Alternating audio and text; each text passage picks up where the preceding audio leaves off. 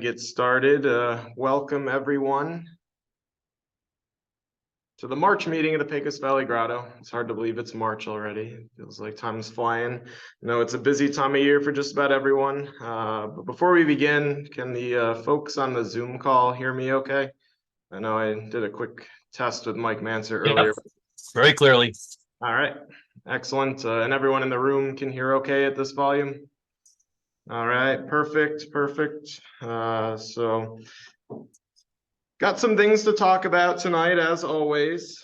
Some exciting opportunities coming about over the spring and the summer. But to get things started off, I'm going to introduce our newly elected Vice President, Hunter Klein, a familiar face to some folks in the room. And he's going to be doing kind of our presentation for this month. We'll do that first things first in case anyone needs to leave early after that. I know the presentations are always the kind of the jewel of these meetings. So Hunter's coming on up and I'll pass it over to him. Sure, it's sharing the screen here.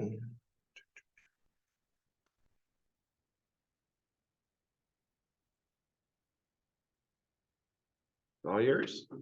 All righty. So Mike, I see you're on there. Sorry you're seeing this again, but I did add more photos, so it should be prettier than the last time you saw this presentation. I enjoy it no matter how many are on there, Hunter. So go for it, buddy. Can you turn off your? Do that. All right, so for this presentation, I will talk about a state and cave area that's near and dear to my heart, the caves of Colorado. I got started caving in Colorado and I've been to a couple hundred caves up there by now. There's not a lot of really fantastic world-class caves, but they're special and near and dear to me. Some of y'all may know of Colorado as its pejorative nickname is Crawlerado. And it's because there's so much crawling in the state that basically during the last two conventions there, people have basically never wanted to come back and go caving there ever again. So, but I want to show you there is some cool stuff to be found out there. So Colorado, as far as I know, has a little over 1,000 caves. They're fairly small typically, but we do have a few multi-model systems. You can see that they're highly clustered in several regions. And, that corresponds to the high alpine karst. So it's the Leadville limestone, which is a Mississippian aged limestone that was just pushed up into the mountains and forms these really narrow bands that are highly faulted and jointed. There are 11 main caving regions of Colorado. That's expanding a little bit more in recent years because of Doug Medville's work. He's been finding more and more caves in weird spots, kind of upending the status quo. But there's 11 main cave regions. I mostly focus on, the White River Plateau, Glenwood Canyon, kind of out in the middle here. The Fulford Lime Creek area here, and the Front Range here, and then Williams Canyon and the Marble Mountain region. But anyway, well, let's get into, depends. So I'll go through the different areas, but this is springtime in Colorado. So, the seasons are heavily influence which caves we can actually go visit any given time. Even in the late spring up until June, there will still be snow in some places and you might not be able to access some of the cave regions. But summertime is absolutely gorgeous. You have high alpine meadows with wildflowers all throughout. And then fall is even prettier. Fall is kind of the peak caving season. So August through September, October, there's some really gorgeous mountain views. And then winter is a whole lot of nothing. So if you guys know a whole lot about the Colorado cavers, we tend to come down here to go caving in the winter because we can't really get to our projects in the winter time. But Colorado also has a bit of a problem because you have to drive a lot to get to caves. I will sometimes do 6-7 hours of driving in a day for a day trip to go caving. and then get back late that night and then rest up and go caving again the next day and then school. But there's a lot of driving on off-road stuff. So there's some really pretty views. I show so many of these pictures of the surface because half of the cave trip is getting to the cave. So you might as well take in the pretty views while you can. Then there's also a lot of hiking. So sometimes you'll drive 3 hours one way and then go hike 4 or 5 miles to get to the cave. And again, very stunning high alpine stuff. Sometimes you'll be hiking up at 11 or 12,000 feet, depending on where you're at. But we'll start with a few of the different cave areas. So Lime Creek is one of the more easy introductory areas you go to. It's a high alpine epigenic cave. So it has the sinkhole complexes with water coming down, which is pretty unusual in the state of Colorado for the most part. But again, it's high alpine. You have some 13ers in the background in this photo. There's some beautiful alpine lakes that provide the sources of waters for these caves. And you have to do a lot of scrambling over snow to get to these places, even in the middle of the summer. One of the more interesting caves there is called Herbie's Deli Cave. It's actually pretty vertically technical as Colorado standards go. I know you guys would laugh here in New Mexico. It's basically this big fissure that just goes into the ground, and there's been several digs in there that have opened it up bigger and bigger and bigger. There's some paleontological resources in the back, and in some of the areas where the animals will fall down and die, of course, but it's just big fissure passages. You just keep going in, and then you'll come across like a spring or a sump in the back, and then you'll try to dig that out. This is a nearby cave to Herbie's Deli. It's Window Cave. It's just pretty cool. It's fairly small. It connects with Herbie's Deli. It's just so small, it doesn't really matter a whole lot, but it has some cool stuff. Yes, that is the one with the bolts.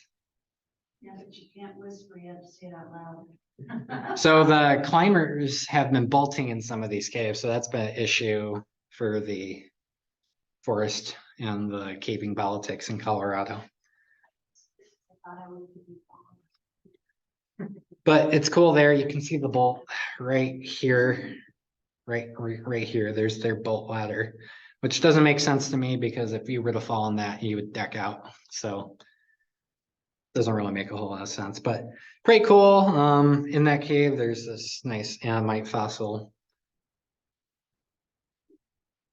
Another cool cave there, Bonnie's Hall Cave. This is a current dig project that they've been digging on for 30 years now. And it's been on and off. It's not like they've been digging in there straight for 30 years. It'll go in like 2 or 3 year chunks, stop.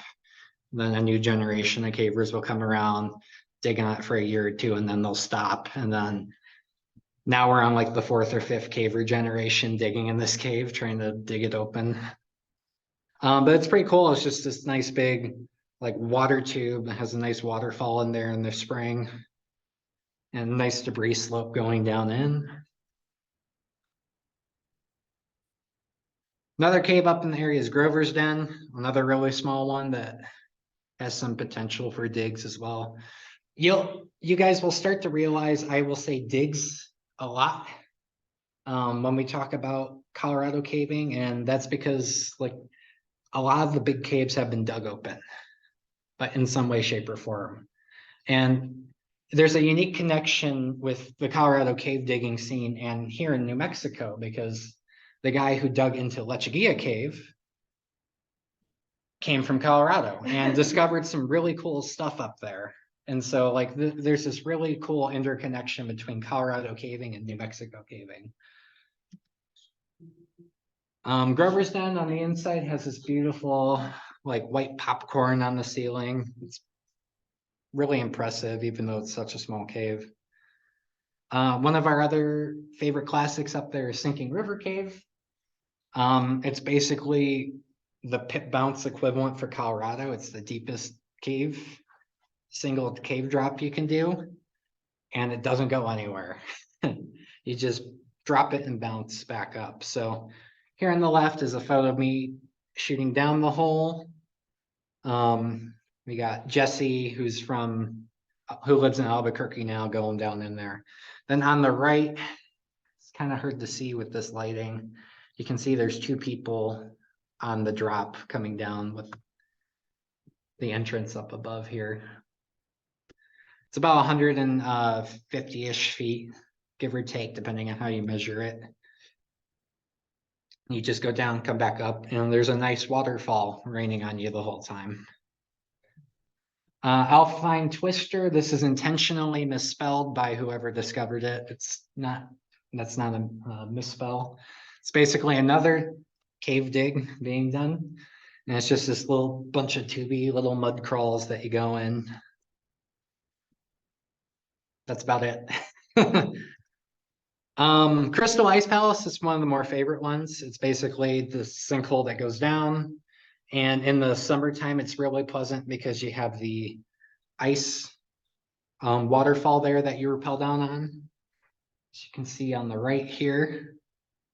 It's pretty big, but you gotta be careful because some people kind of slip when don't know how to handle themselves on the ice. And then there's a nice ice slope that goes all the way down to a pit in the back where all the animals go to die when they fall in. So you kind of want to have rope or at least crampons or something on you when you go in there, but it's pretty nice, pretty cool. And then Fulford Cave up in that area. It's one of the larger ones. It's a few miles long. If a lot of you guys who have done Compass probably know of Fulford because that's the starting data they give you. And it's such a mess of a survey. And it's basically turned into a sacrificial cave, which is really sad, but there's several digs in there as well. And there's a few dig breakthroughs that actually go to some cool passage that are really hard to figure out where to go to. It also has some beautiful ice formations in the winter. If you're crazy like me, like the first weekend in April that you can go, April 15th, when the back closures end, you can go up there with snowshoes and dig out the entrance and go caving. It's pretty fun. Okay, so enough of Lime Creek. We'll move on to another section of Colorado, Williams Canyon. So this is a area by Cave of the Winds Mountain Park near Colorado Springs. So it is a private area. They have like a little amusement park, give cave tours. It's a pretty cool area. This is where we mostly go in the winter. That's local because it's like only an hour and a half from Denver. But right up above you in the mountains, you're right below Pikes Peak. So you get to see that view. And then you also drive up right past Garden of the Gods. So it's in a very pretty area to go caving. But this is more what the canyon looks like. You have this nice limestone canyon. It's pretty old limestone, and you get beautiful ice formations, and sometimes you get like old arches that have been exhumed. And this is kind of what the canyon looks like in general. Pretty open, pretty nice. This is more of a summertime view. And there is the infrastructure over the canyon. So out here on the right, they have a what's called a batapult. Oh, that's the pterodactyl on the right, excuse me. It's basically a giant rope swing that they swing you out over the canyon. So as you're hiking down to go to the caves, you'll hear the screams of terror of like people from the public. And then the batapult's over here. They have another ropes obstacle course, and they also just put in a via ferrata on the other side there. So it's pretty cool area just to go visit if you have time. Some of the caves in there, Pedro's Cave, it's one of the more fun introductory ones. So this is looking in the Mindbender squeeze. So this is a fun area to go take new people. There's some sporty stuff, some little climb areas where you can train people on, get them used to chimneying and navigating heights. It's basically just a whole lot of dirt passages. There's not a whole lot of like pretty stuff to see. And it has a lot of historic significance. So they used to run trips and tours into this cave back in the late 1800s. So you can see some old signatures and stuff like that. It's also interesting because it has a lot of cave life for Colorado because it's a little bit warmer. So you got cave millipedes on the left, and then there's fungus gnat larvae on the right. And until I realized what the fungus gnat larva was, it really kind of freaked me out because it was like this worm living in the silk and moving around. I don't know if you guys can see the webs at all in there. It's a little dark.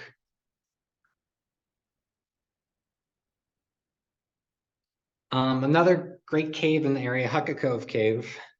This cave was also dug out. So there was a historic section before the dig, and it was pretty heavily impacted. And so there's just a lot of like dirt piles and stuff and kind of dusty. Over here on the left, there's the Steve Tried and Died climb. And my photo doesn't do justice to how high up it is. So you take this hand line up, go up, and then there's a big step you do over the gap. And it's like a 20-foot drop right there on the side. And so it really freaks a lot of people out, but it's good training for some of the more technical caves you go to. They also have fossils spread throughout the cave. This is one of the nicer ones. It's about 3 or 4 inches long. But then once you go through the dig into the back, it opens up to some pretty areas. So this is the God's Country extension through the dig there. And then over here on the left, you have the Cave Bacon area. And then there's also some really cool like frostwork microformation areas in there too. You look around. And then this is God's Country, which is the 3rd biggest room in the state. So not that big compared to down here in New Mexico, but still pretty cool. You can see the formations up on the top. It's pretty decorated for Colorado standards. Narrows Cave is one of the more sporty ones. I love that cave. It's fun. You get to go through, climb around a bunch and do a bunch of rope work. There's some pretty big passages for this canyon, for these caves. Here on the left is one of the rope climbs. It's called Idiot's Paradise.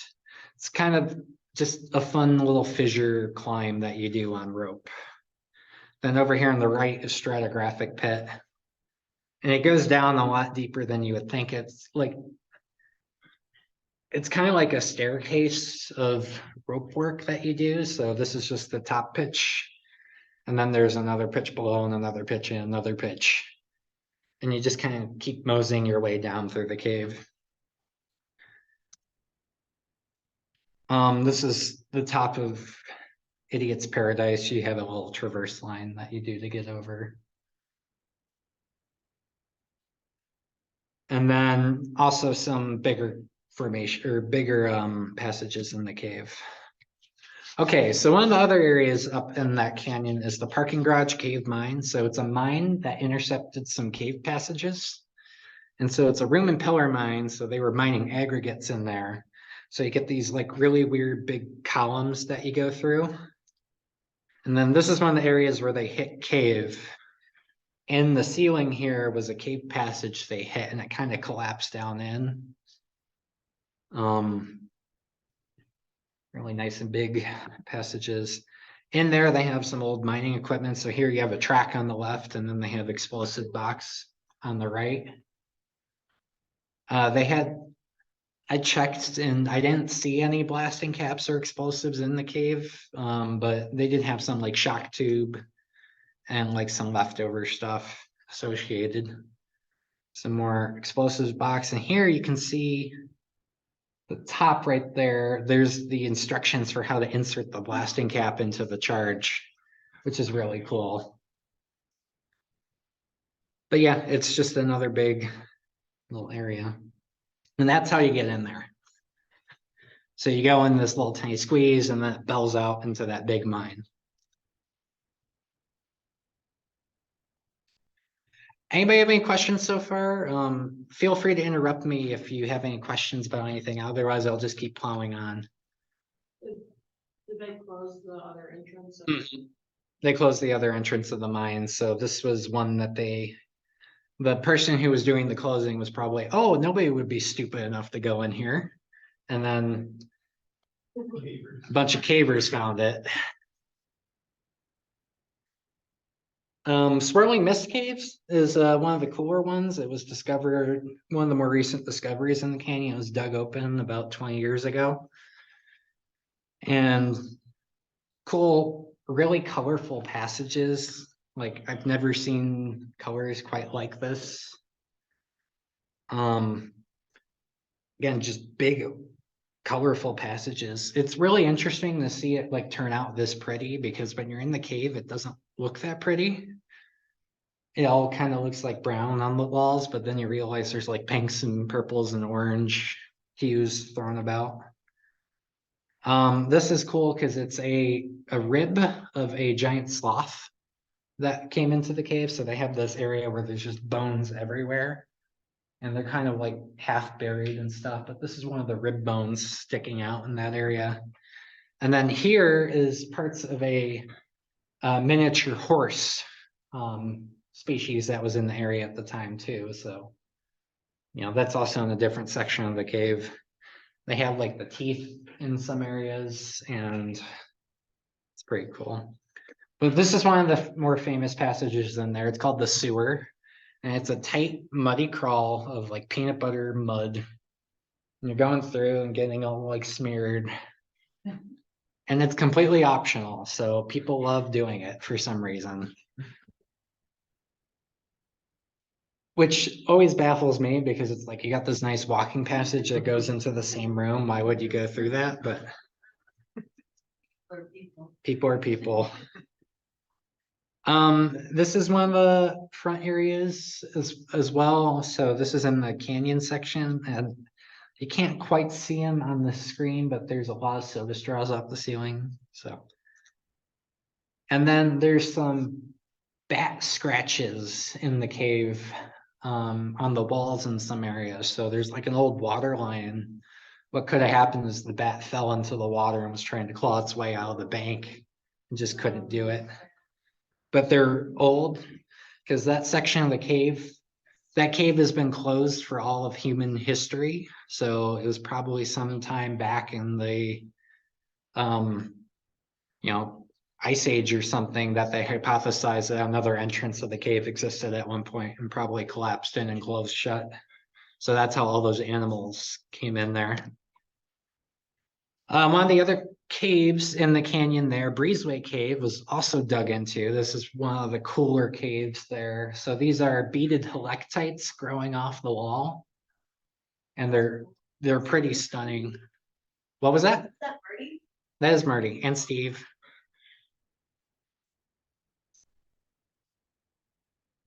And this is the famous Tesla coil, and you can see it's just hanging off. So it's really weird, like when you're going through these caves and it's like all this mud and stuff and not many prey formations. And then you come across this section of the cave and you're like, what is going on here? There's just a lot of cool stuff. And like this was dug into as well. So, and this is just a closer up view of what it looks like. I took these photos before I have my nice camera set up. I haven't been back there since, so it's due for another photography trip. But here you can see that they're beaded. So it's kind of It's almost like a 3D picture. like right here, you can see the beads. Oh, yeah. They're beaded here. And so they're pretty unique. And this is Silent Splendor. So this is the famous anemone photo here on the left. Then on the right, that was just what the cave diggers decided to make while they were digging into this passage as well. So anyway, on the more exciting stuff. Another area of Colorado, Glenwood Canyon. So as you're driving on I-70 into the mountains, but right before you hit the town of Glenwood, you'll hit Glenwood Canyon. So this is the canyon there, and there's limestone in the canyon. So there's a lot leads left to be checking this canyon, a lot of holes in the wall nobody's ever been to before. Because it takes some technical expertise to get to them. And it's just a really pretty canyon to go caving in. Yeah, Hunter, Yes, are they still digging in Cave of the Winds? yes. Any recent discoveries? We've had several like 20 or 30 foot breakouts, but nothing major for the past 20 years. There's been a lull in the cave or the digging community in Colorado, and it's kind of finally just starting to resurge. I basically like people stopped digging when Letch broke through. And so we're finally starting to get the digging back up to a level as it was before, instead of like one or two groups here or there. So, but yeah, digging is still going on in that canyon, and there's more and more digs every year. Come on. So in Glenwood Canyon, this is a view inside one of the caves. So this is a cave with a geothermal spring in it. So this is a quick video of me going in there. It's putrid air, H2S everywhere. It's like 120 degrees in there. So I'm exhausted. You can hear me panting. I don't do heat very well in caves, so this really destroyed me. And what's really cool in here is you can see some extremophile colonies in the water. So some snottites kind of in the water current as they're flowing. So pay attention for that.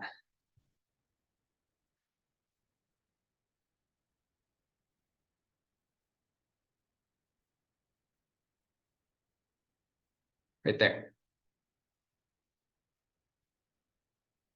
I don't know if y'all saw that, but I'll replay it again. About at the 7-second mark, there was a That's a micro. That was- like right there. And so those caves are still actively forming in some of the areas there. So where the limestone dips back to the level of the geothermal springs, they're still forming. We'll have more caves in 100 or 10 million years or whenever it decides. So, but upper or higher up in the canyon, you have the old caves that were formed by this process. So Cave of the Clouds is right up the canyon, right from that spot I showed you. And you go up on the other side and you keep hiking up a couple 100 feet, and then you get to this nice big cave. And you know, it's a pretty old cave, pretty weathered. It has a lot of visitation. You know, some big areas. There's also dig potential in here because when they dug, oh, here's a cross-section view. And because they dug in this cave, and this is the dig, so you go down through this awful little crack and you go down through the cave dig, and then you pop out into the Heaven's Battlefield extension. So this is the same cave. So you immediately go from that spot before into this. There's beautiful formations everywhere. Nice bacon and draperies. You can see the rimstone to the right there. It's just really pretty cave. And there's still more digs being done in there, so who knows what else they'll find. Fairy Cave is another famous cave in the area. So you actually take the gondola to get up to the cave, which is pretty cool. So you park down below, take the gondola right on up. It's also a show cave, so it's Glenwood. It's Glenwood Canyon Mountain Park. They have a show cave up there, so this is on the show route. But once you get off the show route, there's some pretty cool stuff in there too. So beautiful lakes and other areas. It's really cool flow zone.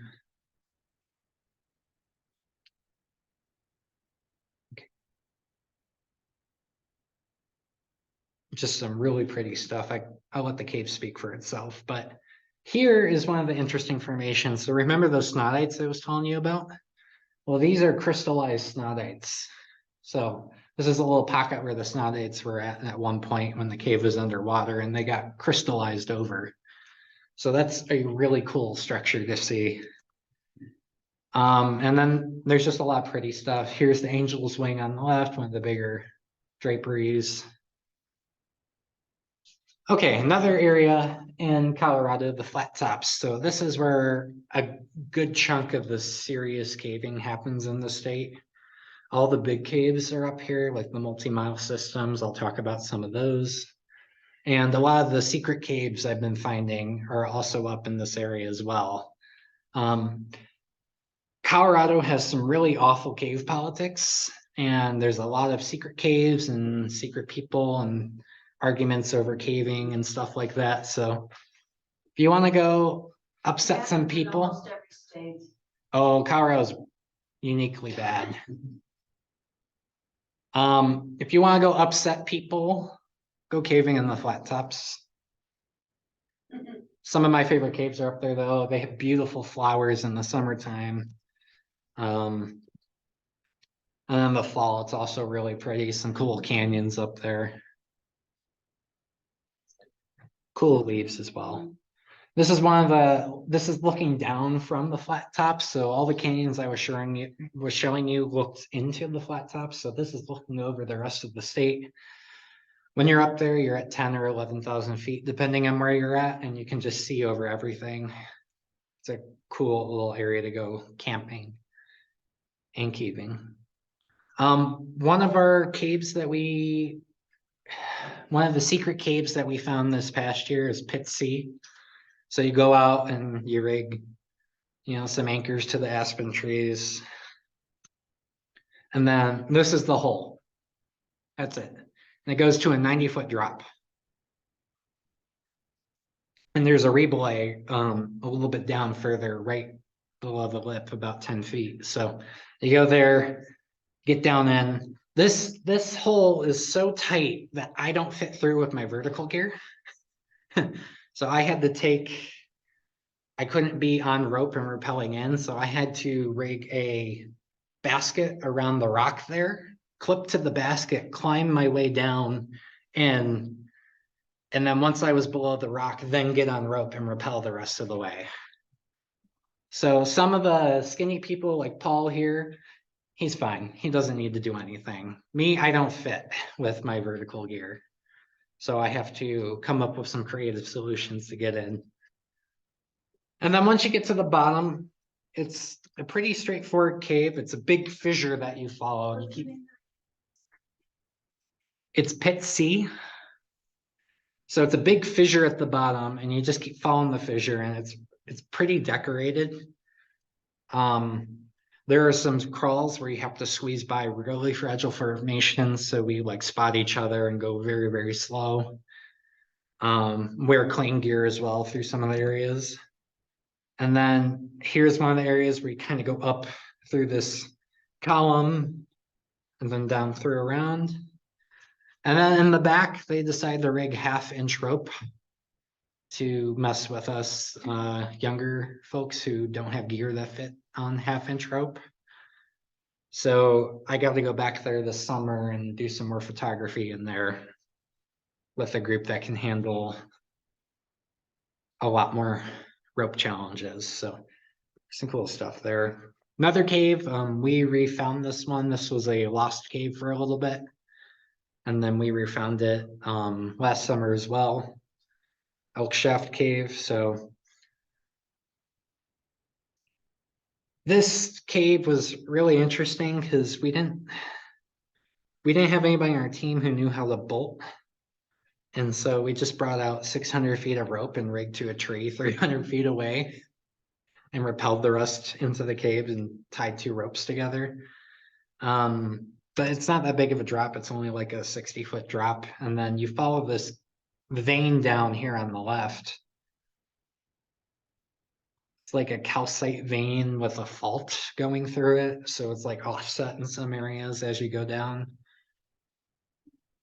But you follow that calcite vein down, then you pop down this lower room, and here's a closer up Wow. look at that calcite vein. In Elk Shaft, there was an elk that fell down, so there's the skull of the elk still on the bottom there. It's just standing up like that, which is really weird to me, but. And you know, before we realized we rediscovered a lost cave, we thought we found a new one. And then I looked down the bottom and there was a darn tuna can in the cave, which means Donald Davis was there. So I'm still a little upset, but you know, Donald's been everywhere in that state, so it's only right. And I talked with him later, and it turns out the weekend we went was 50 years to the date that they went. So a half a century later to that group when they went in. Here's some more of the weird calcite formation in there. We were with the Forest Service person there, so we took a sample there and did some EDS stuff, and it's definitely calcite. And then, yeah, just it's pretty muddy in there in some parts. Another cool cave up there, it's 20-pound tick cave. This is one of my favorite caves in the state. This is the entrance here on the left. It's a very unassuming like spring that emerges out. So this used to be a cave that you had to dive to get into the back, but there was a dig that opened it up recently. So we decided to go in there and do some photography. And it's a cool hike up the canyon. So you hike up the canyon here on the left, you see some cool stuff. We saw a decaying elk on the way, which was kind of spooky and very ominous. And then there's this like waterfall going down with all the moss that you climb up to get to the top where the cave is. Inside the cave can get pretty big, which is pretty cool. This is the black flowstone room in there. So you can see Paul on the right here. And there's this weird mounds of black flowstone. I really don't understand why that formed that way, but there's also some really decorated areas. So here on the left is the soda straw kind of passage. And then on the right is in the subway, which the subway is fun. Oh, here's more soda straw passage. The subway is fun because you need a wetsuit for this cave. So you go swimming in some parts. And I love this cave because it's so much fun to go swimming in a cave. And it's very cold water. So some of my friends that I took with didn't enjoy that part as much as I did. But Lane here was having a blast. He was the only one willing to let me like do photography with him in the water and me in the water. Everybody else was like cold and wanted to get out, so I used him while he was there. But right here, where he's sitting, is actually the passages by his feet where you go on through the water. Here's one of the big flowstone sections on the left here, and then here's the ear dipper on the right. She is not amused. So the story of like when we went in here is really fun because I got to the water first, and then all they heard was a large splash and then me laughing maniacally. And then they were all like, "Hunter, are you okay?" So I kind of just got in the water and started swimming and having fun. They're like, "Are we supposed to follow you?" Yeah, don't follow me in the water caves. I've done some of the Colorado water caves in jeans and a t-shirt before. It's fun. I really do high alpine very well. Some of the caves down here kick my butt. Another cool cave up in there is Fixin' the Dye Cave. So this is also one of my favorite caves in Colorado. So this is the Gypsum City area. It's just a bunch of cool gypsum crawls. But what's cool is here on the right is the rappel to get down to the cave. So I don't know if you can see Paul here where my cursor is. Oh my God. So it's a 160-foot rappel off of a 1,200-foot cliff. So it's one of the most terrifying rappels I've ever done, but it's amazing. And here on the left is a hanging lake in the cave. It's probably one of the lowest it's ever been seen at. Because this lake actually used to be like all the way up to the surface, and it's really annoying because how you get into the room is a climb up to it. And there's like water trickling down in your face as you're climbing up through the squeeze to get to it. And apparently when it's full, it like flows fully, like a little river. So I'm really glad it wasn't doing that when we went.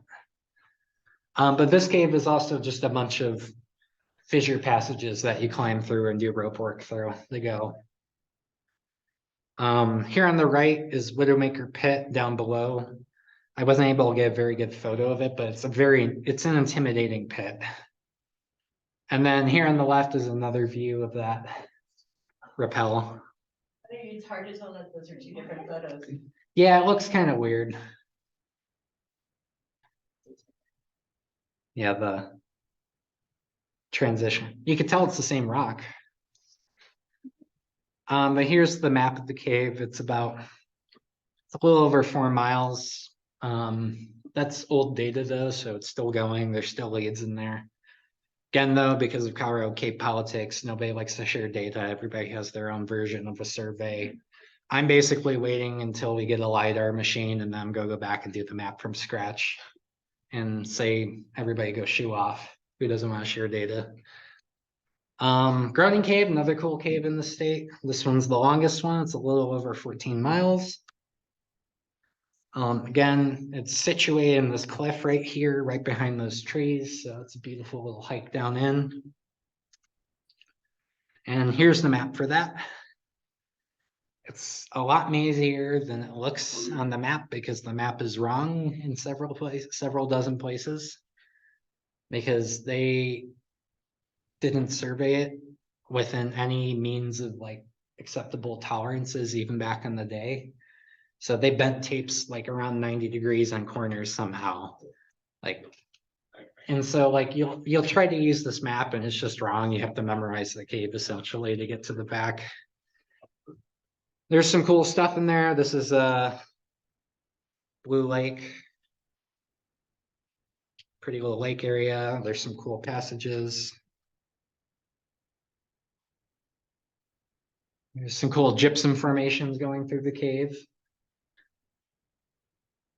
And this is a submarine boulevard right here. There's some weird like flowstone and helictite deposits.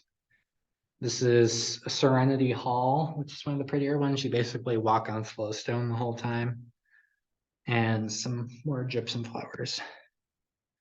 Okay, so now I'm just going to do a little grab bag of some of the more unique things throughout the state. I covered the major areas I wanted to cover.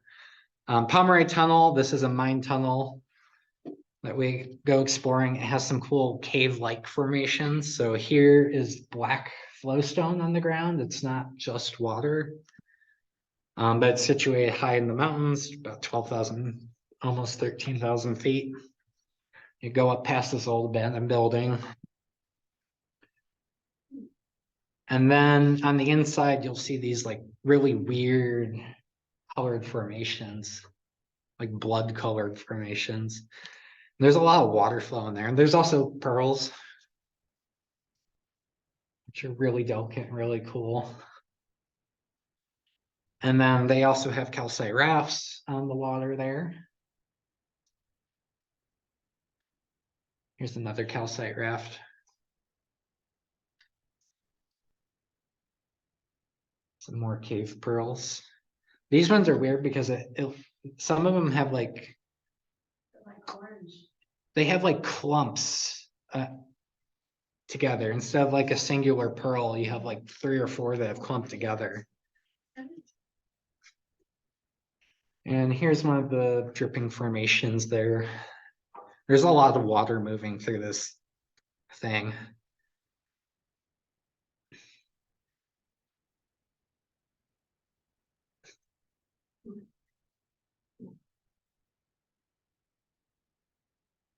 And here's that black velvet flowstone I was telling you all about there. So like it's under a layer of water, but it's like hard to the touch in black. So we were doing some microbial sampling up there with Dr. Spear, checking out the area, seeing if we could see anything in the water. There was a lot, we did water sampling in there. And so the water, of course, came back with a ton of like cyanide and heavy metals. So don't drink it. But the old mine shaft in there, you can see that it's kind of sketchy in some of the areas. So that one at the top is bending a little bit. It's the beam.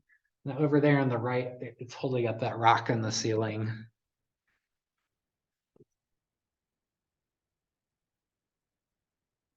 More cave pearls. Cave Creek Caverns, also this is a unique kind of find. So it's a mine shaft that dug into a cave. So they dug into a little limestone cave, and that limestone cave actually goes down into the largest room in Colorado, which here's the little cave they intercepted with the mine shaft. So you go down and then you keep going down and down and down and down. And then you break out into the largest underground room in Colorado. So this is 2 photos showing you just the different scale of the room. So in the ceiling, there's a volcanic dike. And so that's what is supporting the ceiling. So the creek that's going through there has been eroding underneath that dike and making the room so big. Fault Caves, one of my favorite caves, because this is where I got started caving in Colorado. It's like 5 minutes outside Golden, about 20-minute drive from Denver. It's basically a Precambrian gneiss cave with some like granite and gneiss veins going through. Unfortunately, it's been heavily destroyed, but not a whole lot of formations in there to begin with. It's basically a series of fissures that you go through, a bunch of like breakdown passages. And then right up the canyon from there is CJ's Crystal Cave. So it's a mine that dug into basically a geode cave in the granite.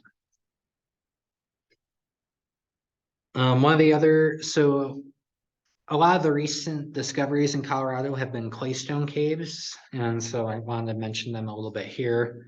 This is one of the largest claystone caves in the world that we have in Colorado. It was discovered by, like Doug Medville and friends back in the day. It's basically a big dirt tube. But in some of them, they do have like these weird crystals that form. So whether it's baradolite, epsomite, I don't really know, but it kind of forms, and then as it floods, destroys the crystals, and then they reform. The process repeats. But they have some pretty cool stuff. So some of the claystone caves that Doug has been working on are in the Morrison Formation, which is really cool because if you ever want to find a dinosaur bone in a cave, the Morrison Formation caves are the ones to go to. And then we have the Lost Creek caves, which are big granite breakdown talus caves. So you go out there, there's these rushing rapids going through the caves. You'll see fish in them. And they can be pretty hazardous and slippery. The last cave death in Colorado happened in the Lost Creek system back in like the 80s. So. And then last but not least, we have the San Juans. So these are the caves. I plan to work on these a lot more in the summer now, since I'm closer to this side of the state. We have Cave of the Fallen Sheep. I had to go dig that cave out. That's me digging out the cave from the snow, and I had to chip through the ice.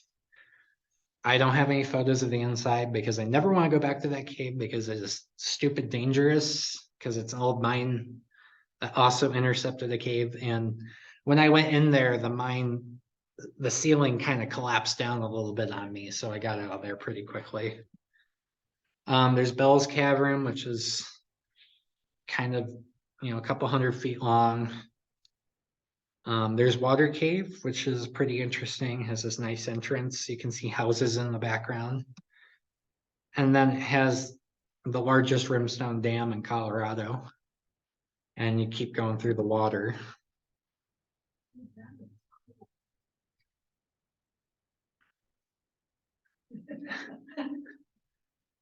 Cavers being cavers. But anyway, that's all I had for Colorado caving. I just want to give you a brief overview. I plan to do a lot more photography in the summer. I have my projects in the summer as well. So if any of y'all are interested, I have LiDAR ridge walking projects that we do every summer. And, you know, I have some leads. If you're up to go hiking and the hiking is gorgeous and possibly find a cave or not, let me know.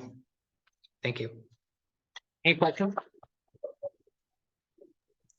Excellent, Hunter. Good job. Thanks, Mike. Any questions from y'all? Did you take all of those photos? I took 98% of them. They're very nice. Thank you.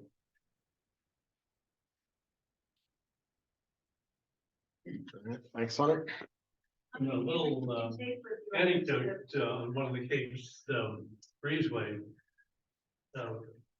One of the early exploration trips, Renee Singer crawled through the little hole, popped out of the room.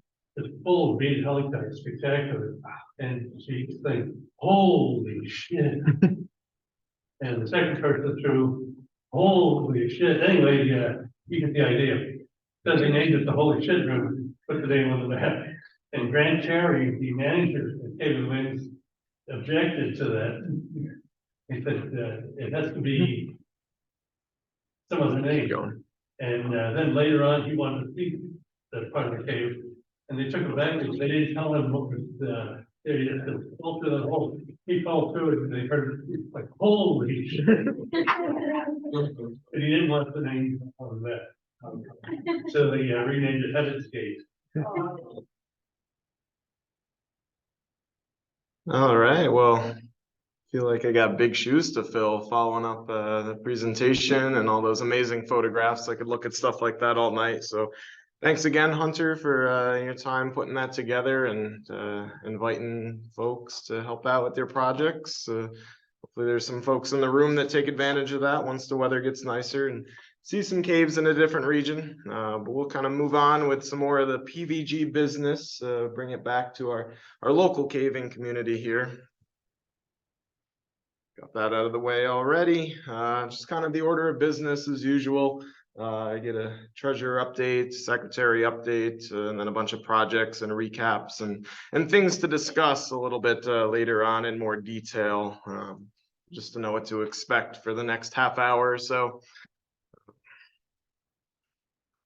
All right, so last month we had official elections. So if you weren't at last month's meeting or haven't gotten any email updates or whatnot, these are your officers for 2023.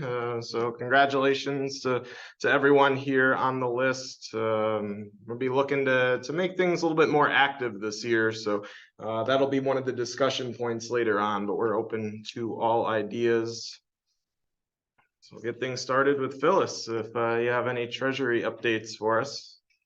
Not really. I think I made a mistake last month. So anyway, I got the same total this month as I had last month. And I thought I had made a deposit of $125, so I gotta find it. Okay. Sorry about that. But we do have 24 paid members, and so we're tied with last year.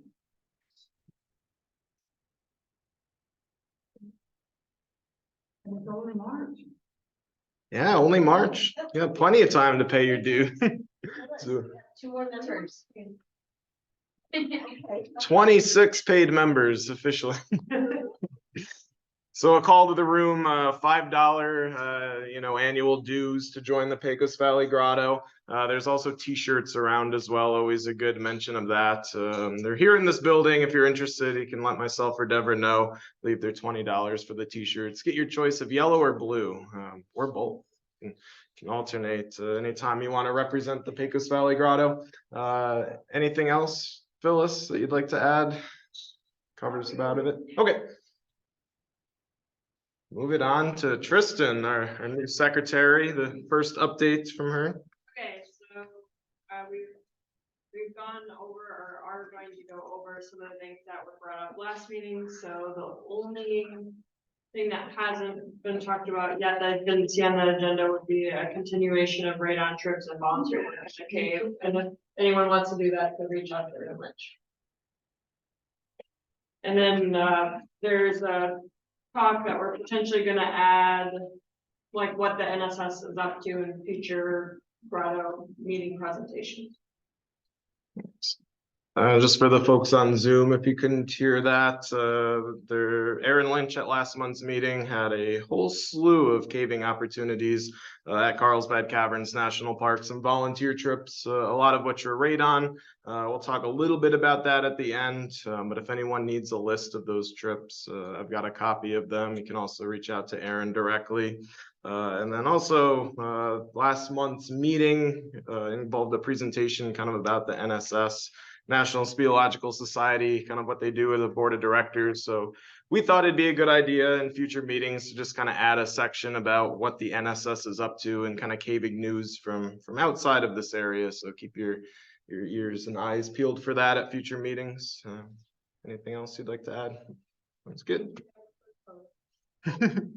All right, and kind of another kind of a rinse and repeat slide from the last few meetings. It seems like the streamlined communication is working quite a bit based on some folks that are able to receive messages that weren't able to in the past. Some new folks joining us both online and in person. I have created a Google group for the Pecos Valley Grotto. If you have not received an invite or know of anyone that has not received an invite, let me know. That is going to be kind of the streamlined way in which messages are going to be communicated to everyone. When those invites have been sent out, a lot of people have gotten back to me that they're initially going to the spam folder. So just something to check or remind your friends about for that initial invite. Of course, there's always the Facebook group. If you use that social media, these kind of updates get copied and pasted. A lot of folks share photos, share project ideas, trip updates on Facebook. That pvg@caver.net email address that I know some folks were subscribing to, I'm going to phase out slowly. So if you are on that PVG email for the caver.net, not yet in the Google group, by like June or July, it's going to be the end of that to just get everyone on one source of that. So let me know if you need an invite or know anyone that needs an invite. There's always the YouTube channel. If you can't make any meeting, we're going to try to record them. This meeting is being recorded right now. Always good to go back and look at past presentations, share with your family and friends to see what we're up to here. And there is a Pecos Valley Grotto webpage on the NSS like official website. That is going to be a project that I'm going to start working on this spring, maybe with some help with some of the other officers. So stay tuned on that. But there seems to be like a calendar function that I can add stuff to for like trip, meetings, trips, presentations, things to keep on your radar. Any questions about communication or the Google group or anything? For those of you that are on the Google group, does it seem to be okay so far? Because it's a lot of like learning things as we go. See some head nods. It's always a good sign. Anthony? Yes. If we signed the roll tonight, will we automatically put on that? If you put your email address on there, and kind of notes on there, and that's a good, thanks Rod. There is a sign-in sheet going around if anyone hasn't put their name on that. That's a good place to leave your email address, and then I'll use that, and by the end of next week, I'll send out invites to everyone. So you won't automatically be on it. I'll have to input it into the group, send you an invite, and then you'll have to manually go in and accept that invite. I'll touch base with you, Rod, if you would prefer your work email or a personal email on there, or both. Kind of a quick recap again from last month. We did have the very first Pecos Valley Grotto formation repair project with the Bureau of Land Management. A few of us went into Sand Cave. Again, I'll give Matt Armio some credit here for making the first official repair for the PVG. That is a photo on the left. That's Matt's hand kind of holding up a match. Lots of potential. I know last I checked, Ellen was in the process of purchasing some of the equipment that we can go in and make some of these early repairs. There will also be future trips coming up to do lots of matching because there's a lot of potential in that cave. So if you haven't seen Sand Cave yet, it's a very pretty one, and this would be an easy way to get involved. And we'll make sure those trips are at different times to make sure everyone that's available. Eamon, if you'd like to add. There just might be a bit of delay on the purchases because the national Cape Cars person is no longer there for the BLM. He used to be here. Cornell, they just kind of took the money instead of allocating money out to the individual Cape Cars programs. So we're gonna have to try to reshuffle money around to get LN funds out of our like rest of rec funds. Sure. So Yeah. it's not gonna be as quick or as painless as it was gonna be before when she originally said that. Yeah. Yeah, a lot of us here work for the government. We know how it goes. So we appreciate that update. Just a little bit of a delay on the Bureau of Land Management part about getting the funds in order to purchase the equipment, but those gears are turning. In the meantime, like I said, lots of possibilities for trips to go in and make matches, flag them with flagging tape. That way, when we do get that equipment, we can make quick work. So stay tuned for that. I'll work on scheduling some trips. If you guys, if we want to help, April 3rd is the deadline for the BLM, New Mexico BLM's recreational cave. Because cave falls under recreation. So that means we have 2 weeks.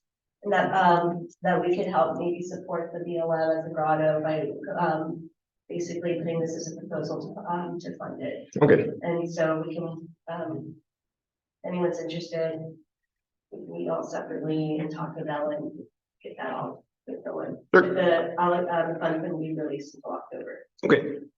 So it'd be more for next year, but that's kind of how the BLM, but it's a grant stuff done. Yeah, Deborah was just sharing that there may be an option to work on some grant proposals for maybe like next year's funding for some of this equipment. So another possibility. Lots of good things in the work here with this project. So something I'm proud of, that we can get folks caving a little bit more, give back to our public lands, and make a lasting difference in repairing some damage of the past. Any questions about formation repairs? Things related to the Bureau of Land Management and Sand Cave? All right, so next few slides we'll have some photos. About 2 weeks ago, there was an interagency search and rescue training, so you may see some familiar faces here in this photograph. It was a cooperation between the Bureau of Land Management, who hosted at Lost Cave, folks at the National Park Service, the Forest Service, Nickery was included, Carlsbad Fire as well. So always good to be prepared for these situations. So essentially we practiced moving through the cave using a sked, kind of an emergency packing device, which you'll see some photos of. So just want to highlight and thank you the Grotto members who were involved and participated in that. I know not everyone in this room or in the group has the access of some of these governmental trainings, so it had the idea of later on, maybe later this summer, kind of using these skills that folks learned in the training and then bringing that later to a hands-on Grotto presentation. So another thing we'll discuss in a little bit, more ways we can participate and be a little active with the group. But some more photos from that training, practice packaging a patient up on the surface, and then yours truly was wrapped up here like a little cave burrito in the cave, and was very swiftly moved around. They didn't take you down the ladder in it, did they? No, not in the ladder. Once we got down into the cave, it was kind of packaged through, but that tight little crawlway going from one room to the next was kind of the major obstacle in which we were navigating through. So that was a little bit of a bumpy ride. It was pretty fun to be pulled through. Had maybe like 1.5 inches of clearance. My nose almost touching the ceiling there. That was a fun perspective. Everybody should have that opportunity. Yeah. Well, more trainings to be had. We could probably make a cave here with these tables and move some folks around a narrow space once we do one of these trainings for the group. All right, River Blitz. I want to thank everyone who was able to participate in River Blitz and really Deborah for being the point of contact for the Grotto since I wasn't able to attend. Tristan or Hunter wasn't able to attend either. So looks like you got quite a haul there. There's actually a couple other bags that we found a garbage can for, so yeah. Nice. I'll have some more photos that I pulled off of your post from the Facebook updates. I hope you don't mind me putting these on the PowerPoint here. But Deborah, if you want to give a little bit more about River Blitz, at least Esam and Ellen were there as represented in the photos. Alfie Davis and her husband from the Free were also there. And there's some, I know, Aiden, you were at,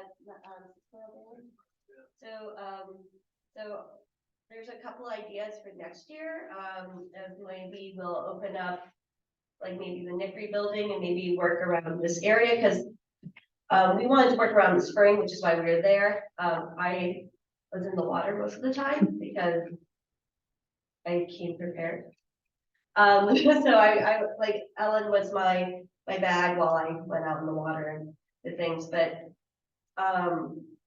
we can, you know, we can choose an area, so that might be what we might do next year is have this building opened up so we can give people water and snacks and things. Or well, maybe not snacks, but just have and maybe have some outreach about because that as I said, right now I'm actually in the spring. And for people to kind of, you know, maybe do a little more outreach piece on that. But it was really fun. I think next year we would do it quite a different area, but I would love to hear everybody's thoughts about what area they would want to do. It's like, since we, as I said, and we can also, in general, I talked to Mary Garwood, who's the charge of beautification committee. As you know, like this boat gets full of trash and we are more than welcome, and she would support us doing our own cleanup every whenever we wanted to, if we wanted to assist in that. Same thing with the river. So if we wanted to have our own little cleanup along with Pecos, they would definitely support. Thanks. Just a quick update from Deborah, who's the point of contact here. Picked a karsty environment to pick over by the flume. That's Deborah standing in a spring there. But plans for next year, maybe having it centered around the Nickery building. That way we can have some more outreach, offer folks restrooms and water, and then also some contact with the Keep Carlsbad Beautiful individuals, and kind of not just having this a one time a year thing, but anytime we have a group together, we can do our part to, you know, help out the local community. Because in my 3 years here, I've learned the river gets a little trashy. Some of these areas can definitely use a little help every now and then. Which also brings me to kind of a similar talking point. I know every spring we kind of do a grotto trash cleanup over by that road on the Living Desert State Park. Something I'd like to continue. I think in May is usually like the date that it happens. So maybe the officers in between now and the next month can maybe think of a time in which that would work, either for April, May, or June, and another way to give back to the community and help pick up some trash.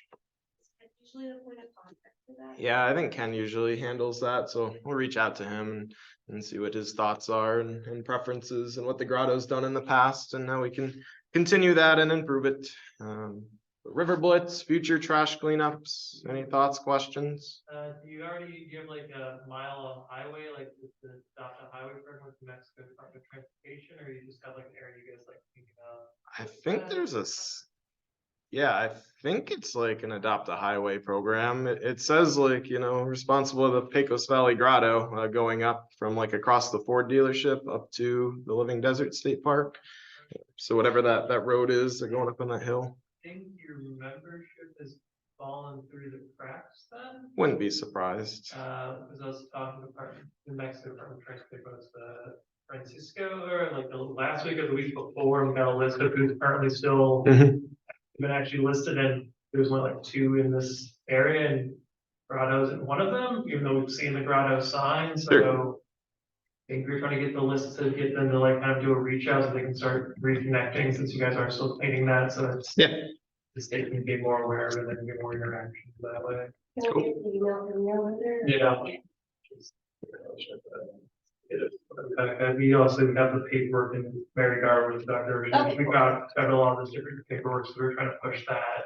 And also be another thing that's being pushed is like National Landscape's coming out, there might be a team up with Department of Transportation to really address some of our, trash highways around here. Yeah, that's always good. Things you know, learn every day up here, about different policies and whatnot. So I'll get that contact from you before the day's over, Eamon. Thank you for that. All right, ropes night. I know a lot of folks have been participating, whether it's consistently every Monday or just showing up when you can. But I do want to give a huge shout out to Deborah, Hunter, Esam, everyone at that Tracy Place house that is, put the time each week into teaching folks vertical skills, assembling a ropes course for folks to practice. So a reminder that the Pecos Valley Grotto does have 2 vertical kits, so you don't need any of the equipment in order to practice. Those kits can also be kind of signed out if there is any vertical caving opportunity that comes about that you'd like. Just contact one of us and we'll arrange that. Seems like it's going to be a pretty consistent thing, Deborah. You can speak for Hunter on that since you had to leave a little early. But yeah, now that the weather's getting nice, the sun's up a little longer, it could be a good time to get together, semi-frequently and practice vertical skills, because practice is never a bad thing. More on rope you get, even in a tree, the more comfortable you'll be inside of a cave. So any questions about that? 6:30, 7 o'clock, really, even if you show up late, we're cool with that, just, we're trying to get to a place where we can do less training and more that people are just coming to practice and just need the facility. Sure. Or just, so that's kind of our goal, and I think we're starting to get to a place where people are like, okay, cool, I can put my gear on and get up in the tree. Yeah, it was 6:30, 7 o'clock Monday nights. The goal is just to be proficient in practice, get away from more of the teaching and training, but that's always an option for folks who are brand new as well.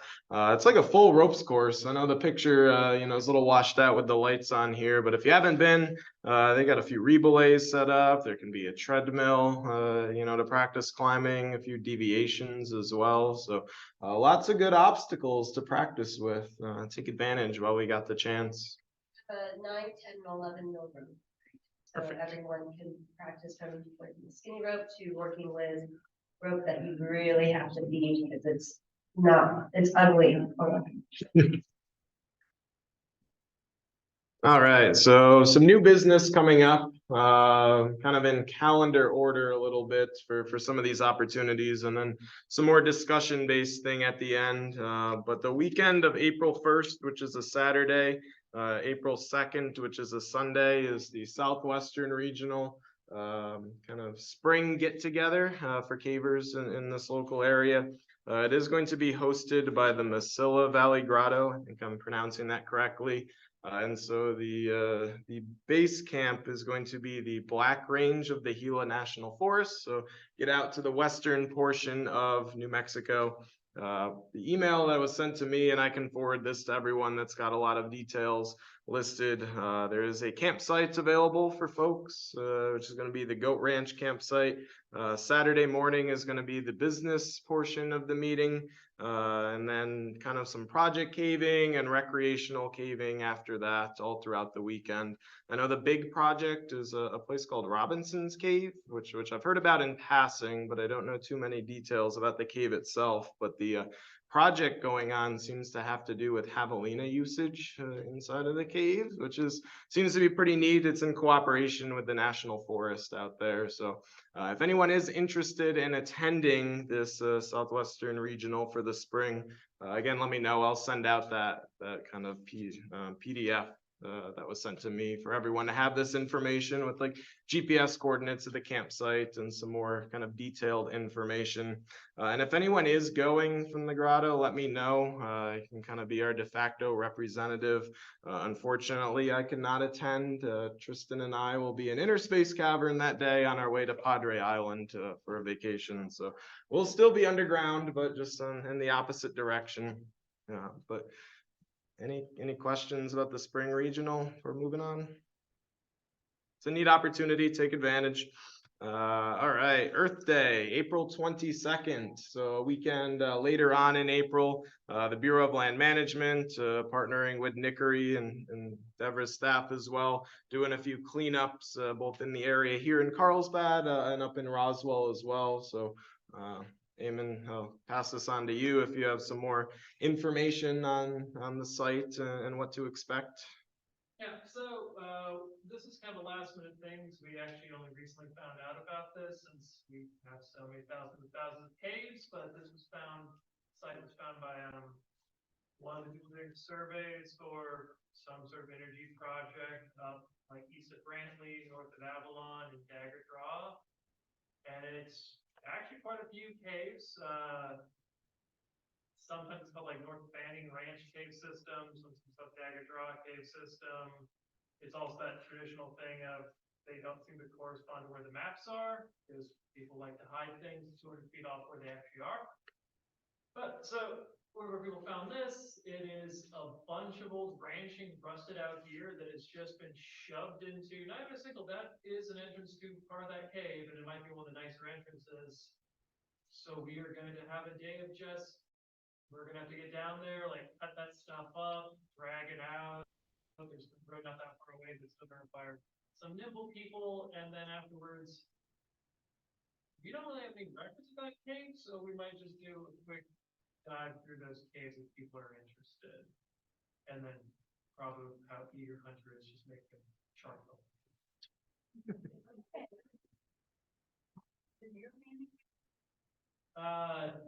I think so. I'm not, we have multiple labels on it. We found one in the cave that's far off where it's actually supposed to be, but it had the Dagger Draw, like, that geo kind of, like the geo on it. But that one, we couldn't actually find any sort of record exactly of it. So I think it's often called North Banning Cave. We've also found it records as North Dagger Draw Cave in our. Me, Dagger Draw is north of Lake McMillan, is that right? It's near, it's like south of Brandon, right? Is that Dagger Draw? McMillan, where's McMillan, Lake McMillan? North of Grambling. Oh, it's north of Brandon, sorry. No, this is more east of it or whatever, because we're showing, it's the like, you kind of take the Capitan Reef Road north and then like at east west and then east again, and you're just kind of in the middle of nowhere. All right. Yeah, thanks for that info. Just for anyone on the Zoom call, just to repeat it to the room. It's definitely a cave related site, maybe east of Brantley, north of Avalon. Could be a fruitful cave find based on some inconsistent maps and so forth from the Bureau of Land Management. So a lot of rusting farm equipment, ranching equipment, they'll need to be hauled out of there, and then maybe some fun afterwards, push in the cave, see what's underneath all that. So kind of PPE provided by the BLM in terms of like gloves and so forth. Yeah. Okay. Are you doing a recon check beforehand? Or the actual? We only were able to go out there like last Friday, and then we had to go out there earlier with an archaeologist to make sure that we were allowed to do that cleanup and it wasn't gonna fall under an exact thing, so. We just came to tell you guys immediately, since I think the next Grotto meeting would be like right before that, so it would be enough time. Sure. So you guys are only getting a very rough idea, since we're also on like the beginning initial planning stage. Yeah, a lot of plans still being made for this project. I will send this image out to everyone, put it in the Facebook group as well. And it's got in the bottom Ellen and Eamon's contact information as well, or you can reach out to me and I'll forward anyone to the appropriate places if you have any questions or comments or ideas for this. So this is going on locally in Carlsbad. I know the same day the Roswell BLM office is doing a kind of a sinkhole cleanup in the gypsum flats up there. Yeah. It was the same as last year with New Peterson, and it's they're gonna finish the site that they were last at, and then so there's also then there's gonna be more opportunities. It hasn't put everything out yet, but That's all I can update on that. Michael Moffett would be the points of contact. Sure, yeah, if anyone's up in Roswell, if that's closer, more convenient, catches your interest a little bit more, Michael Moffett, Grotto member, will be a point of contact, as is New Peterson, who is the BLM representative for that office. So continuing the trend of cleaning up trash in the area. It's good, Cleaning good. up caves. Yes. Yeah. All right, and I'll circle back to the last thing I have on here, but this can kind of morph into a larger discussion. It was kind of brought to my attention, and this is kind of circling back to the vertical nights quite a bit with those two kits. The Pecos Valley Grotto has. I know the descenders within those kits are micro racks. Depending on your preference, I know a lot of the folks that get trained or practice at Carlsbad Caverns National Park use bobbins. So I was going to offer it up to the group, since we do have a little bit of money to spend, maybe purchasing 2 bobbins for those vertical kits. So therefore, folks who are learning can practice with both devices, be familiar with both devices, kind of see what they'd prefer if they purchase equipment on their own, and then kind of have options, moving forward. Does anyone have any comments on that, or additions or concerns? And out of Reno. Okay. Yeah, I guess the bobbin and the Freno carabiners go hand in hand a little bit. 2 separate devices, but both necessary. Anyone object to maybe using some funds to buy these descenders? Is there anything else that you think the Grotto may benefit, whether it's equipment or things that we can start the conversation of things that you'd like? Yes, Phyllis? Let me ask, before the ropes group, I would say the vertical kits were borrowed maybe twice. Okay. So with your ropes night, are they using them every week? Yes. Mhm. Okay. Yep. Every week, and they're rotated through multiple people. Mhm. So I can say yes to that. Yeah, I think the 3 nights that I've been at the ropes practice, people have been using and relying on the vertical kits, but the Grotto has, as is kind of Deborah's own personal collection of stuff, and Hunter and Esam as well, lending out things that people can practice with. So they are getting use now, and I think the more use they get at ropes night, the more use they'll probably get inside of the cave as well.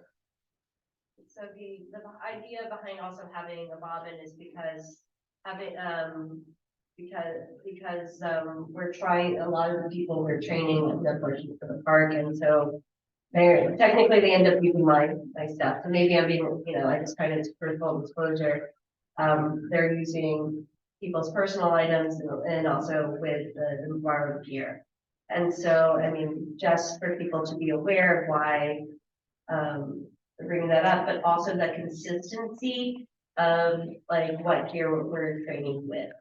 And so if it is kind of more accustomed with like our alignment with the public lands, so trying to get a similar kit. Eamon, do you guys have your own vertical kits at the BLM? I'm not sure, we have things disappear in the code, such as there's changeovers between different people, so I'm not sure Ellen would know if I could get somewhere with our random drawers. Yeah, so it's just having, Right. just having consistency with training, so it's just my thought, and so if they're doing, at the park, they're doing a consistent training course, they have consistent objectives, and that way what we're teaching at the Grotto is aligned to those consistent objectives. I agree. Well, then are you gonna want, their D-rings for the harnesses? Are you also gonna want carabiners? Are you gonna want special lights? It just seems to me. No, we have the 2. Trying to get exactly what you have at the park is goofy. No, yeah, I think like things like harnesses and carabiners and whatnot are all, kind of universal, but having folks familiar with both a bobbin and a micro rack, since they are so inherently different. And you may encounter people using them in different travels and caving exploits. I think that's really the only thing that would be a big difference. That. You're, Yeah, and the six. you're looking at with everything and shipping, it's gonna be a little 3-note plus, it's simple. I think if that's what we, as a Grotto, just to go, it'll be about $100 for each set. So we're looking tops to 200, 220, 250 with shipping and tax. But we also might have options to, because several of us have produce. Yeah. So we might be able to get 40% off. So I'm like at most 250. And then we might get, you know, depending on who actually does the purchasing, we might be looking at 150, 160. Sure. Does anyone in the room have like immediate objections? Obviously, we're not making a decision right now. My thought process is I'll probably make like a Google poll just to get more feedback from folks who aren't here in the room or couldn't make it for this meeting, and then kind of make a decision maybe by like next meeting based on the results of that Google poll. But does anyone have any like immediate objections to? Well, we can talk about it afterwards, and maybe I'll try to sway your opinion. But So Mhm. why do you think it's ridiculous to buy a repelling device that most people are now currently learning on and now is considered more common practice than that? Because these are things to borrow. If Correct. they want that for their own, they buy it. And I'm saying as a Grotto and as certain There's no people, point in arguing. That's my opinion. You have your opinion. Let's just leave it at that. And I'd add before moving on that for a lot of folks getting into caving, like the monetary investment can be a big obstacle, especially with folks on entry-level jobs. So to have an option to borrow and practice with may sway one way or the other on which device they're comfortable with once they're putting their kits together. Not everyone has the ability to purchase a full kit immediately, and so borrowing things could be a good practice as we start to do more caving, hopefully as a group. Anyone else have any comments before moving on? Because discussion's good. That's going to bring in kind of like the last point of this. I know in conversations with Hunter as the vice president, the presentations are great. We get lots of really good information every month with folks willing to spend their time talking about projects and so forth. But hands-on is always a good thing as well. So I want to open this up to the room. We have some experienced Grotto members, folks who have been around for a long while here or at other grottos elsewhere, and then also some folks who are brand new to the caving community. So I'm just curious, we're just curious, like what you want out of this moving forward for this next year. So I've got some ideas to make this, a little bit more active, a little bit more hands-on, but your opinion is really what drives this whole thing.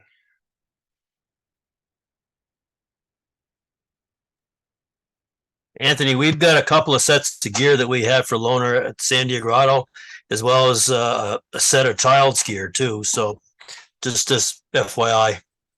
Thanks, Mike. That's good to know. Mike was letting us know that the San Diego Grotto has a few extra sets that folks could use both for adults and child's gear as well.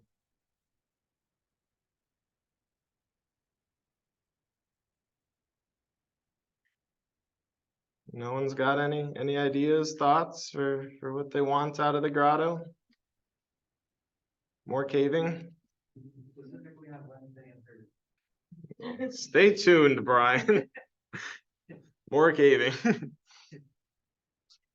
or many lessons. Many lessons. So some of the ideas that I've written down, and I'm curious to get in touch with Hunter because I know his mind is moving quite a bit, and getting some ideas as well to have folks be a little bit more active.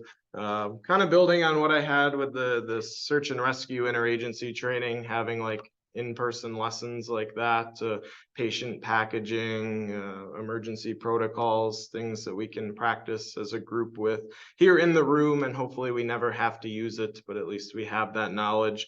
Kind of along with that, I know Deborah's had the idea for a while of like sharing what's in your bag, kind of comparing what folks bring for like first aid kits or cave packs, whether it's a day trip or an overnight trip, because you know, you may be overlooking something and get some really good ideas on how to efficiently pack things. So maybe one night we can all just bring in our gear and kind of like compare what we've got. Knots practice is never a bad thing. Get a hold of some rope, and that kind of goes hand in hand with the search and rescue, but also with a little bit of the vertical component as well, as folks get more familiar, how to rig anchors and whatnot.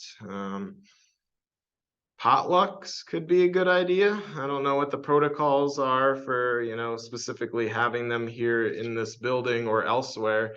But, you know, if we all just get together and maybe leave some of the official business behind and just get to know each other a little bit, share some favorite recipes and some caving stories, it could be some good community building. I know the Grotto auction's been popular in the past and we've put a hold on that.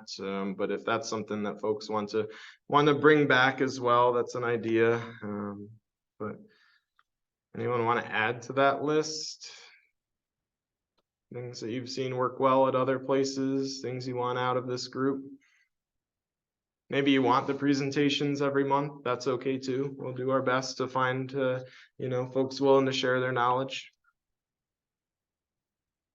You people, anything you guys want? Yeah, George. A lot of problems meet twice a month. You know, so if you're trying to be more active and more together, then that's an option. Some brothels will have, they meet more than once a month. One meeting will be a presentation, another might be a training thing. I'm just throwing out ideas of what other brothels do. On the equipment question, some brothels buy equipment for training. Others don't. They share equipment or they lend equipment. Fundamentally, the question is if people are not comfortable or willing to lend their own equipment for safety and other reasons, and if the brother wants to continue, then you gotta buy it. You know? But you know, both things have worked. You know, it depends on the group. For potlucks here, I'm not going to be employed here at the end of next month. I'm retiring. So I can't speak for whoever replaces me. I don't know who that will be. I hope and expect that that the new director will be very open and supportive of the Grotto. Do keep in mind that alcohol is an issue because this building is owned by the city. You know, certainly if you want to meet here for the next 6 weeks, well, you know, you've got my blessing. But you need to schedule it, but alcohol is an issue. Sure. You're gonna spend at least $500 on permit, security, caterers and all this before you can put a drop on alcohol. So potlucks, great, just don't bring alcohol. Yep. Just bring your own is a violation. Yep. So just some background there. Yeah, thanks for that, George. Just kind of reminding us on some of the policies, potlucks, at least for now, are supported in the building. We just, you know, alcohol is not permitted with some of the city regulations here in Carlsbad, which is completely understandable. I'll also add that a lot of grottos do things where they have a meeting and they go somewhere afterward, like for dinner or pizza place. Others will meet at like a pizza joint. When the Grotto first moved here, there was talk about that. Some people went out and bought some pizza, whatever. But I've always presented to the Grotto since that first meeting that if the Grotto wanted to do something okay, we're starting the meeting, hands up, who wants to buy pizza? All right, we've got 3 pizzas worth, chip in $5, and then it's ordered and brought here at the end of the meeting. You sit around, you know, chew on pizza and socialize. Sure. Again, you know, that's something I certainly be very supportive of. So you've got some flexibility here. Yeah, food brings everyone together. Maybe meeting at restaurants for a meeting or after a meeting for like social get together, maybe getting pizzas delivered to meetings if everyone chips in, that sort of thing. So thanks, George, for that input and those ideas. throw this out as well. It's the, can't have alcohol here in the building. Can have alcohol at Milton's. And they are very generous about their second room. Sure, yeah. This was actually brought to my attention by someone at the national park. I'm not sure where the contact came from, but I know the folks at Milton, some of you participate in the weekly trivia that goes on. There could be an avenue in which the Grotto hosts the trivia going on. June 13th will be cave trivia. Cave trivia on June 13th. You heard it here first. So, that could be a good way to get the Grotto participating, whether we're helping come up with questions or need help hosting, or I'd hope if we participated, we'd do quite well in those categories. It's in honor of Cave Week and Cavern Fest. So it's technically after, but that's the Tuesday they're doing it at. So yeah. There's a Cavern Fest. It should be whatever, I think it's like 11th. It's really fun. I have to look into it. Yeah. I don't remember off the top of my head. Cave but- Trivia Milton's in June in honor of Cave Week and Cavern Fest going on. So some exciting things. I was also thinking maybe once the summer gets a little warmer, the weather gets better. If anyone has any ideas for like cave or karst like field trips that we could do in evenings that aren't necessarily like going underground, that could be a good way to like get together. I know for one, I've been long curious to see where the Carlsbad airfield was that had the infamous bat bomb experiment, and that's quite related. I know Tom Bemis, will put him on the spot. He's kind of agreed in the past to take groups from the park out to that, so maybe he'd be willing as well to lead folks in the Grotto as like a field trip. That's just one example. If anyone has any other ideas of kind of things off the radar that we might be interested in. Bat walk. Maybe. Ballard. Say a bat walk? Yeah. Field trip once to the rescue site that's out there by the Forest Service, the county rescue place. Well, I'm unfamiliar with that, but it seems interesting. It's out by the business park. And, Permian Basin Regional Training. yeah, Center. that's it. Yeah, that's where they used to have They had like a huge pile of like broken concrete where they have dogs search for people that are trapped. Hmm. Oh, wow. And it was like little caves. Anyway, we went out there one time and we rappelled off the roof. Oh, I do know what you're talking about now. Okay, thank you. Yeah, that could be a good idea. If folks are interested, in kind of more of what goes on at like the local level for like search and rescue and kind of those emergency protocols and seeing how that works in action. It's been arranged in the past. We could do that again. Eons ago. And this discussion doesn't end here, as you're thinking about it later on, if there's anything that you want out of this moving forward or have any ideas, don't hesitate to let any of us know at any time. Any other last minute thoughts before moving on? Going once, going twice. All right, this is kind of another slide repeated from last month, but some pertinent information. NSS convention down at the bottom, that one's very well known. A lot of you have gone in the past, June 26th to 30th, so you can have some fun out in West Virginia for that if anyone's interested. The information on the front may be brand new. A lot of it's just copied and pasted from an email that was sent to Phyllis, which he then forwarded to me. The spring NRO, which I still haven't identified what NRO stands for as an acronym, but it is going to be in New York State, Pattersonville, which is upstate New York. We were, as a Grotto, invited by the New Jersey Initial Response Team, Search and Rescue. They got this fun little logo down in the bottom. Kind of seems to be like a northeastern version of what goes on with the southwestern regional type of thing. We're meeting maybe once or twice a year and just, getting to know each other, having some fun events, caving opportunities. So it seemed to be both project caving trips and recreational caving trips going on at this event in June. vertical, horizontal. The ropes course seems pretty interesting. Zip lining across the lake at the site, ropes races, a little bit more involved in terms of the competition side of things, but it could be really fun. The email did say that there were campsites available, so if anyone wants to drive an RV out or travel with your tent or anything, or knows anyone that's interested in going, this is kind of an open invite. I can forward this information along to everyone as well. There's some things on your radar outside of our little neck of the woods here. NRO is Northeast Regional Organization. It makes sense. Northeast Regional Organization. Right. So we can wrap things up with one of the topics that I always look forward to the most, kind of at the end of these meetings, and that's hearing what fun everyone's had. So trip reports, upcoming trips, member news, kind of an open forum for everyone. Oh, yeah.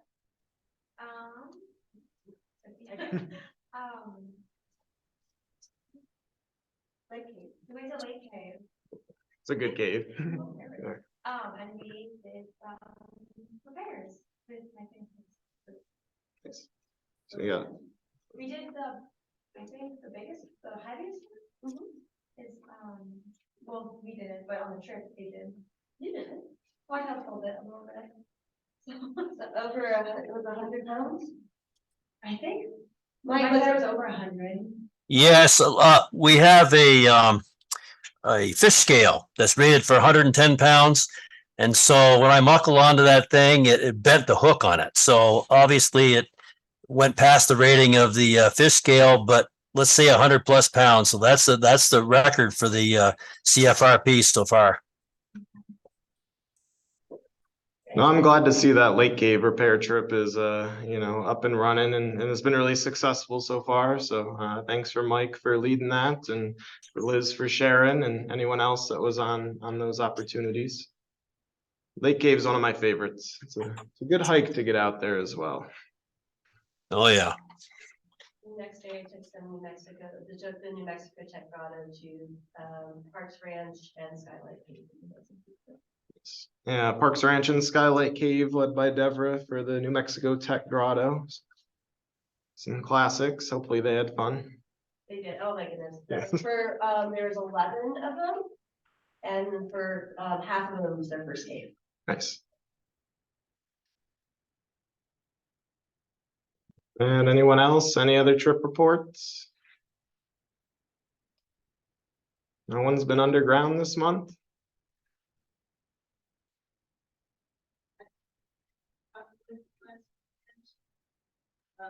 I finished the one reckoning, but we had probably 700 bats in there, which is the highest number ever. We already got our TV results back. It's negative. Well, that's good news. Hibernating bat count at Cottonwood Cave and Jen put over 700 hibernating bats, which is a high number. Results back for the PD test, which is negative. Always a good thing. I guess to build on that, there has been guano sampling going on at Carlsbad Caverns National Park as well. I got a chance along with Jake Schnur, who may be available on the Zoom call here. Also Luca, the intern at the park, and Aaron. We went down to the Lake of the Clouds area, which was very pretty, to do some guano sampling. I know some folks, Deborah included, went to Right Hand Fork the next day. Yeah.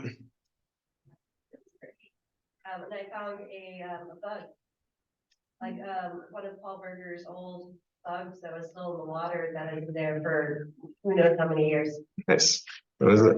Dye trace. Never know what you're gonna find That was when my, you're going through. because I'm so proud of myself for recognizing it. Thank you, George. I'm very. Are you having it analyzed? I reported it to the powers that be. Yeah, it should be analyzed because some of that dye might come through very, very slowly. It can still be preserved on that bottle. So that was, yeah.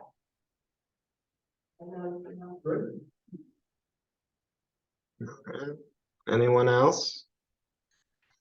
Did a trip to Spider a couple weeks ago with Hunter, Jessica Pruitt, Janice, replaced a good amount of flagging in there.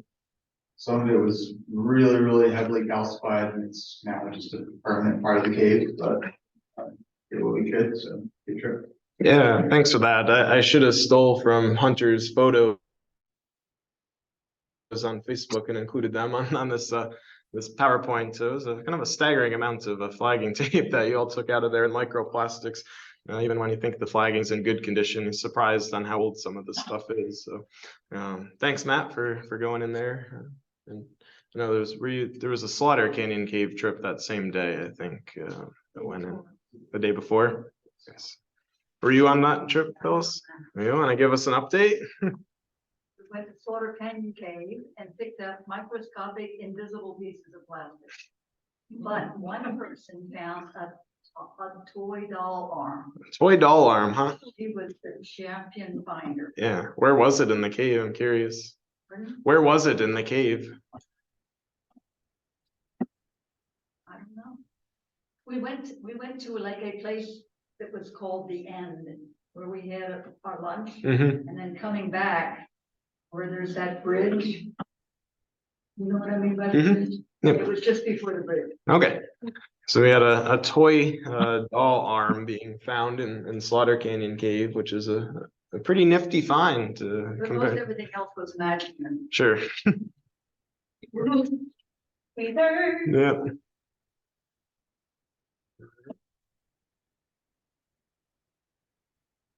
I'll add that we got to go with the Bureau of Land Management last week. Myself, Tristan, Ellen, and then Dwayne, who's also a Grotto member, dropped in the Little Manhole Cave, which is it's a good one.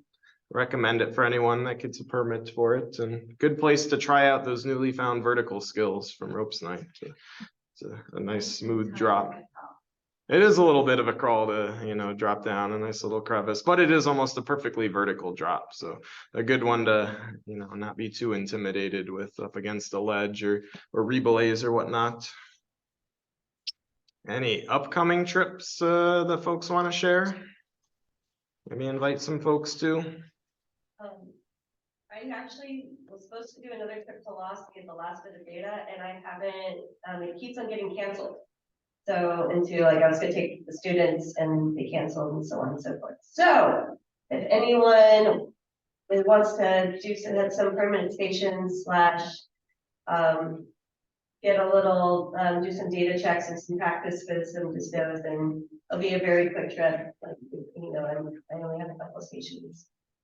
But I have an error and I want to fix it. Yeah, one final survey of Lost Cave, if anyone's interested to tidy up some things on the map and set some permanent stations. So thanks, Deborah. Probably Wednesday or Thursday night, because why? Wednesday or Thursday evening, potentially. Hey, Brian, you were asking for Wednesday, Thursday trips. I'm sorry, There you go. Yeah. All right, I have the list here that Aaron Lynch sent last month. Let's see, ones that have passed or not. Some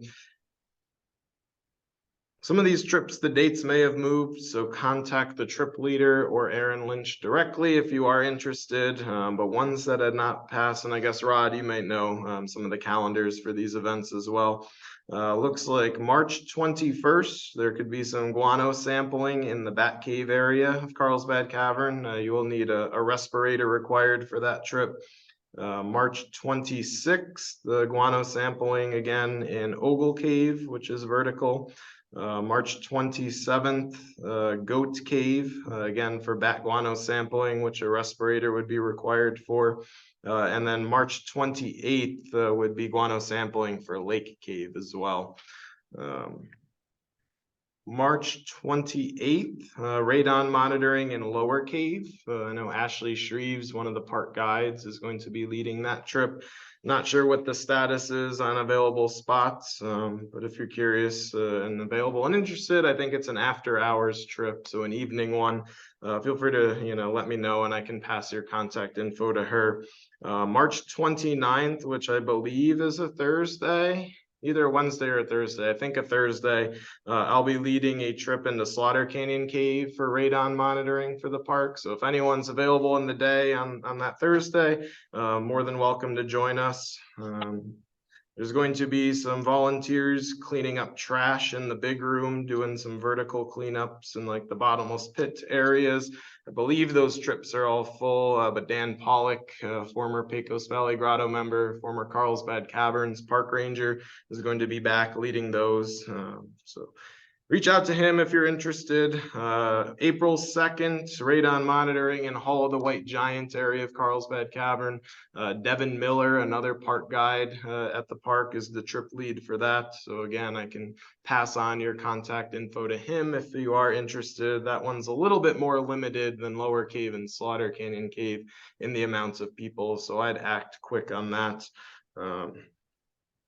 April 6th on here, we have Speleothem Repair and Radon and Spider Cave, and then the music room led by Mike Manser. So since Mike's on the call, he can let us know if there's any availability for that, or kind of reach out if you are interested. April 9th, Radon Monitoring and Christmas Tree Cave and Helen's Cave, which is a vertical area. Not sure who the trip lead is for that, so I'd contact Aaron if you're interested. April 10th, Wen Cave and Corkscrew Cave, vertical as well. And then April 15th, Radon Monitoring and Chimney Cave. So a lot of these are vertical, but really good opportunities to put those rope night skills to test in cave with some fun. So that's what I got for a list of upcoming opportunities. And again, keep in mind the sand cave trips for formation repair. Hopefully I'll get a few more dates once I talk with Ellen about that. And that's a long list. Yeah. A little further afield, if you want to drive about 7 hours, the Texas Geological Association will have its spring convention inside Cave Without a Name, the weekend of May 19th. I've seen the announcement for the day. I haven't seen a call yet the presentation. Usually they have a bunch of presentations, usually there's some cable trips. So anyway, like I said, 7-hour drive from here to there. It'll be a good time to get there. Yeah, is there like a PDF flyer or some like invite or I whatnot? haven't seen it yet. Okay. I'm just seeing the call that announced the date, so I've marked my calendar. Okay. Down there. Anyway, we watch stuff like weeks, but Sure. and I've been waiting for more information. Yeah. Haven't seen. If there's more information that gets shared and you want the rest of the grotto to be aware of it, you can always send it my way and I'll distribute it to everyone. But that was the weekend of May 19th. Some events, presentations, opportunities going on at Cave Without a Name, which is in Texas, about a 7-hour drive here from Carlsbad. But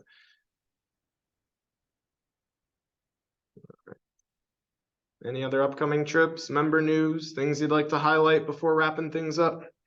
Yeah, Anthony, I'd be willing to give you guys some epoxy and mixing tools and things like that if it help you along in Sand Cave. Oh, great. We'll be in contact about that. We appreciate the offer. Okay.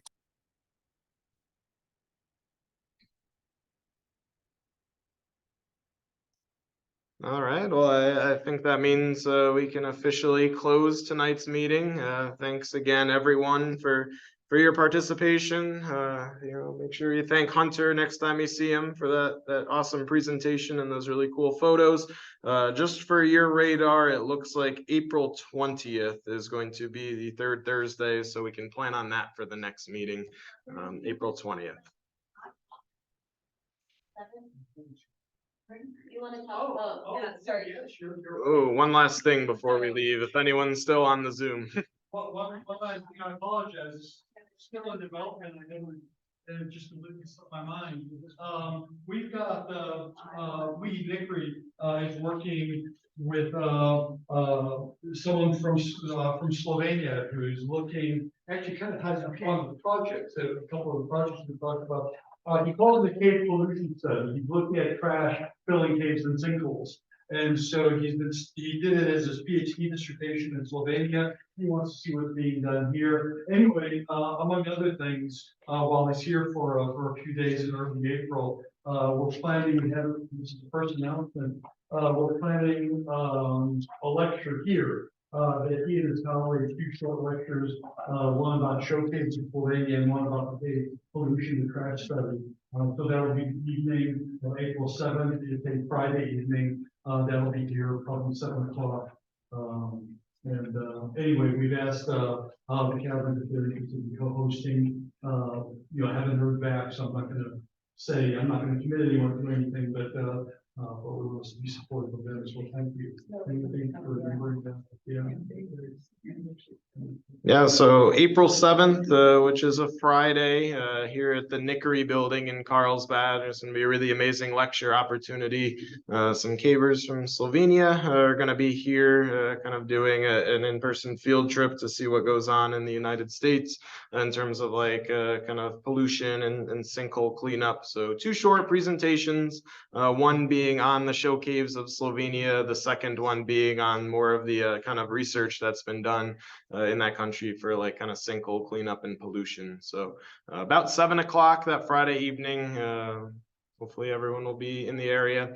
And I guess kind of an unofficial announcement on the line of presentations. I know the park, Carlsbad Caverns, is working on some lectures and presentations for some former park employees and folks who have had a really big impact in the caving community over the decades. We're in talks, I think Memorial Day weekend, to have Ronald Kerbo come and do a presentation both at the park and then maybe also here at the Nickery Building closer to Memorial Day weekend. So stay tuned for that information. That would be an exciting time to have him in person. All right. Anything else now that we've had that false closing? Make it an official closing. I know it's a longish meeting. Thanks everyone for your attendance. Again, let me know if you have any thoughts, questions, comments, as always. Have fun and be safe.